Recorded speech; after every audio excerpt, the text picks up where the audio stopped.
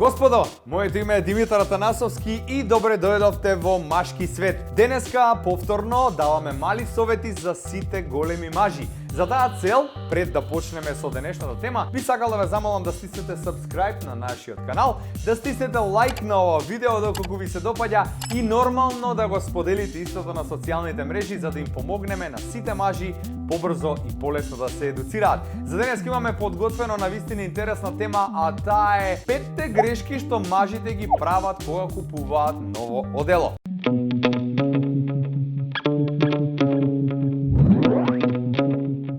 Океј, сте биле некаде, сте застанале во продавница, ви се допаднало оделото, се гледате во огледало, велите тоа е тоа, плюс продавачката ви вика, значи ова е шиено како за тебе царе, го плаќате, си одите дома, го пробувате. Но секогаш постојат грешки кои што мажите ги прават кога купуваат фабрички направено одело, а не е тоа одело по мерка. Прва грешка, тоа е носењето на озлогласениот каиш. Ја не знам кој го измисли тоа овде во Македонија да мора да се носи каиш кога носите одело, ама мислам дека проблемот потекнува од навиката да не се носи одело по мерка, односно одело направено точно за вашите облини или како да ги нарекуваме, туку едноставно да се оди да се направи нешто што е направено конфекцијски, што викаат старите. Поентата во носењето каиш е повеќе како моден додаток наместо навистина практично да го употребувате кога носите одело по мерка и затоа тоа воопшто не се ни практикува од проста причина што, како што реков, панталоната совршено прилега, едноставно немате потреба да се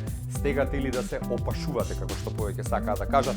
Има една многу интересна работа кај каишот, а тоа е дека тој ја сече вашата фигура, односно го сече вашето тело и прави да изгледате многу пониски од тоа што навистина сте. Затоа, ако не сте задоволни од вашата висина, не ставајте каиш за да се нервирате дополнително, а пример тоа го прават Берлускони, Том Круз, кој што никогаш нема да го видите со каиш на својата фигура, за да може човекот нели да изгледа високо. Добро, ни носат да речеме и кондукчиња со штикли, ама тоа е тема за некоја наредна емисија.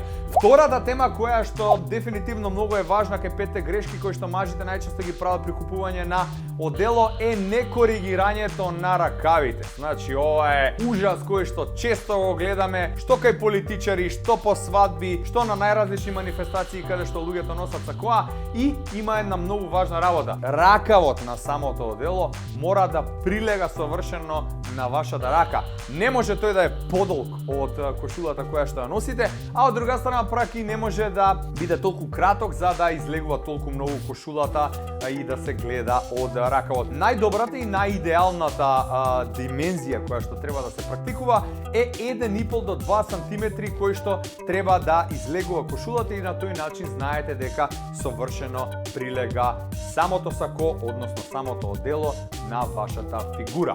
Грешка број 3.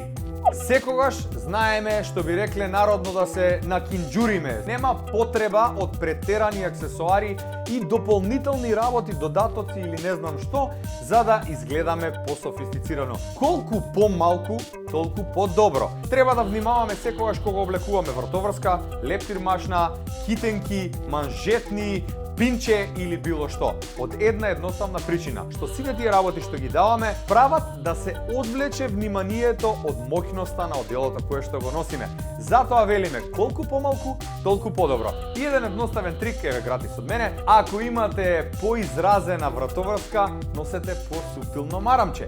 И обратно, заради тоа што ако двете се толку ексцентрични, девојката нема да знае што попрво да погледне. Совет број 4, ова е како радио реклама, ама мислам дека на овој совет треба да се задржиме со особено внимание заради тоа што ако даете пари веќе за одело, па немојте да правите оваа грешка. Врзувањето на вртоврската е многу важно, особено кога тоа сакате да биде совршено склопено со оделото кое што го носите. Најчесто мажите мака-мача со тоа како да ја врзат својата вратоврска и знаете дека има мал милион начини за тоа како да се направи, но кој да го одберете, нема да погрешите доколку ги пратите овие 3 правила. Првото правило кое што дефинитивно мора да го почитуваме сите луѓе, машната или вратоврската треба да биде културно уредно наместена во облик на превртен триаголник.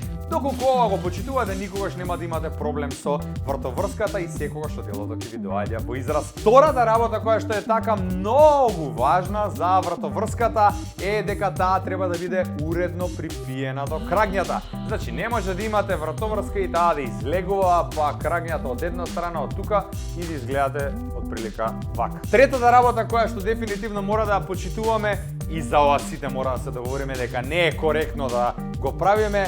Вратоврската мора да биде со должината на каишот на панталоните, односно истата треба да завршува до каишот на панталоните. Тоа значи дека не може вие да си ја направите по ваша мерка или како едноставно сакате, или пак во најмала рака, пример сега си имате мало стомач и вратоврската треба да ви заврши од ова копче тука и да има едно 30 сантима размак или простор од панталоните до вашата вратоврска. Тоа совет број 5.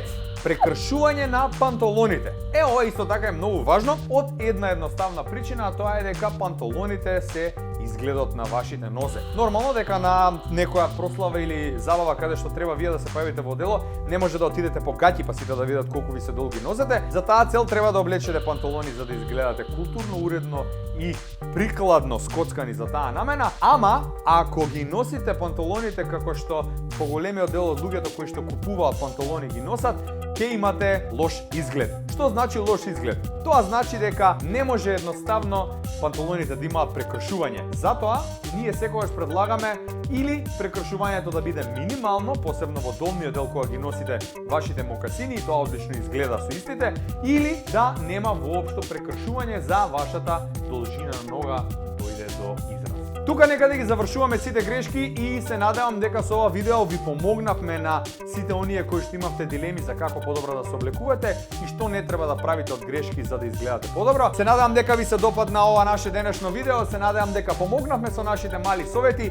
Доколку е така, кликнете subscribe на нашиот канал, лајкнете го видеото и споделете го на социјалните мрежи. Машки свет е секогаш тука за вас, а особено за оние кои што најмногу сакаат да разговараат со нас, па затоа пишете и некој коментар на ова видео или на нашите социјални мрежи Facebook, Instagram, Машки свет со една едноставна цел за да знаеме кои теми да ги офатиме во следните видеа. Мажи, бидете силни, уживајте во она што го носите и се гледаме во наредното видео.